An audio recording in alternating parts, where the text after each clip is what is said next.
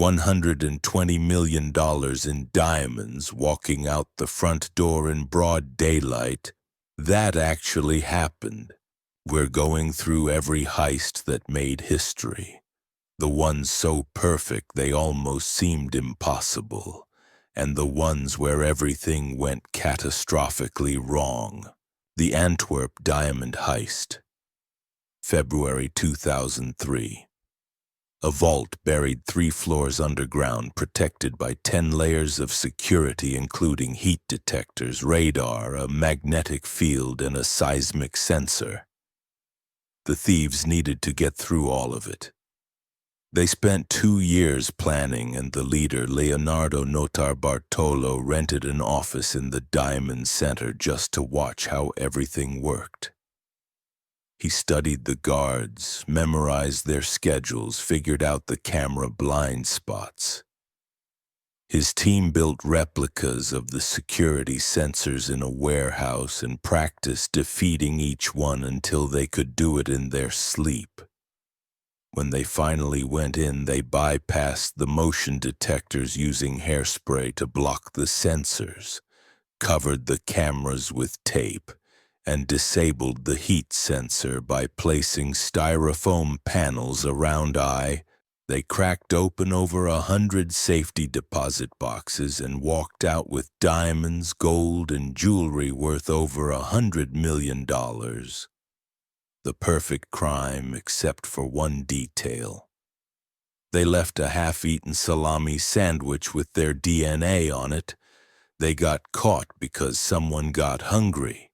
The Great Train Robbery, August 1963.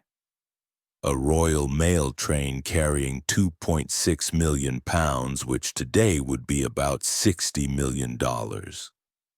The plan was stop the train in the middle of nowhere, break into the high-value packages car, and disappear before anyone knew what happened. They rigged the signal lights to show red, forcing the train to stop. When the driver got out to check, they ambushed him, knocked him unconscious, and uncoupled the engine and first 2 cars from the rest of the train. They drove it down the tracks to a bridge where trucks were waiting. 15 men formed a human chain and threw 120 mail bags filled with cash off the train in under 20 minutes. Then they vanished to a farmhouse they'd bought specifically for hiding out. The problem was they left fingerprints everywhere. Drinking glasses, Monopoly pieces, they'd even played board games with the stolen cash. Almost everyone got arrested within months. The Isabella Stewart Gardner Museum. March 1990. 2 guys dressed as cops knocked on the museum door at 1 in the morning, claimed they were responding to a disturbance. The security guards let them in, which was their first mistake. The fake cops immediately tied them up in the basement and spent the next 81 minutes walking through the museum like they were shopping. They didn't just grab anything valuable, they were selective. 13 pieces total. Paintings by Rembrandt, Vermeer, Degas. They cut some paintings right out of their frames, rolled them up, and left. The entire haul was worth $500 million, making it the biggest art theft in history. And here's the wildest part. Nobody knows where the paintings are. Not one piece has ever been recovered. The empty frames still hang on the walls as placeholders. The museum has offered a $10 million reward for information leading to their return. 35 years later, nothing.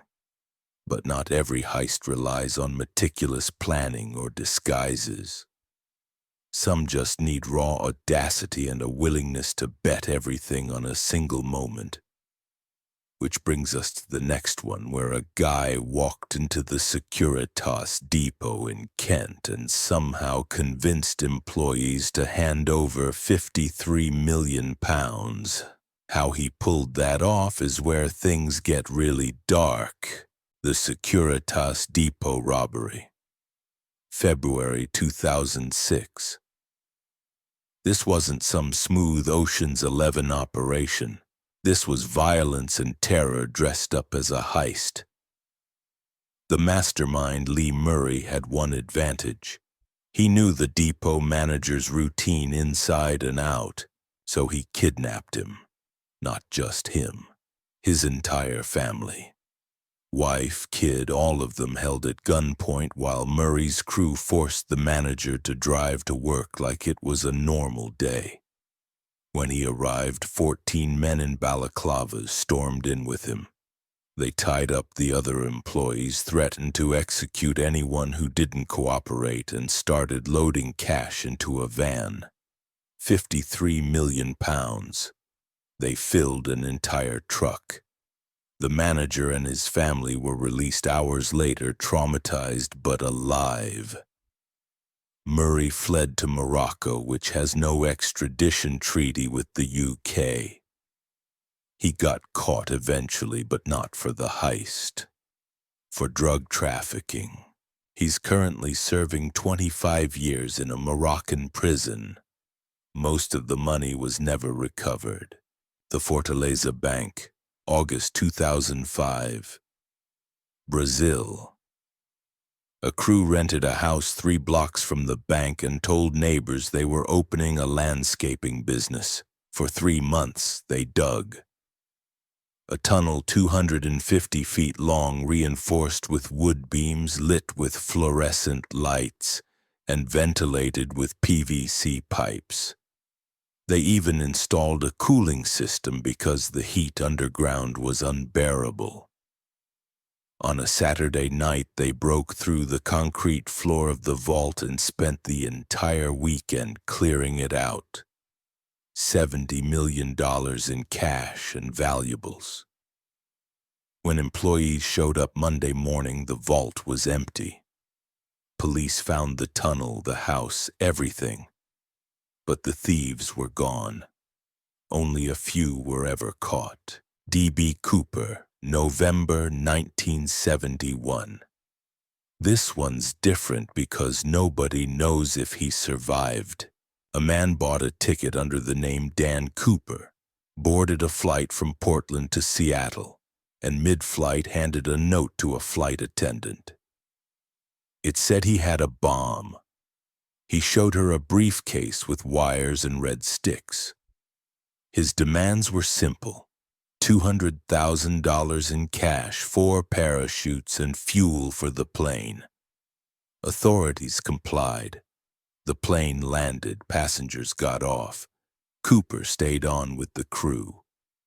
He ordered them to fly to Mexico City, but mid-flight somewhere over the woods of Washington, he opened the rear door and jumped. At night, in a rainstorm, wearing a business suit, he was never seen again. In 1980, a kid found some of the ransom money buried on a riverbank.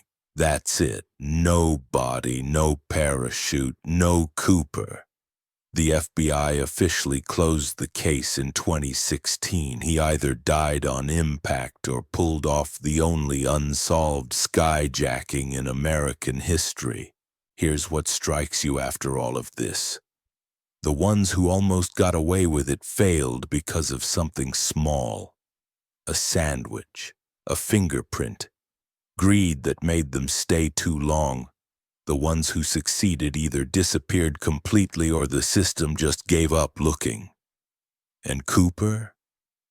He jumped into a storm and became a ghost.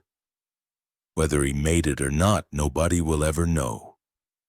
That's the difference between a legendary heist and a forgotten one. It's not just about the plan, it's about knowing when to stop, when to walk away, and whether you're willing to vanish forever. Because the moment you resurface, the moment you spend that money or tell that story, it's over. The perfect heist doesn't exist. Every single one of these had a flaw, a crack, something human that gave it away. The difference is some cracks are big enough to walk through and others stay hidden just long enough. That's the gamble. You either become a legend or a cautionary tale, and most of the time you don't get to choose which one.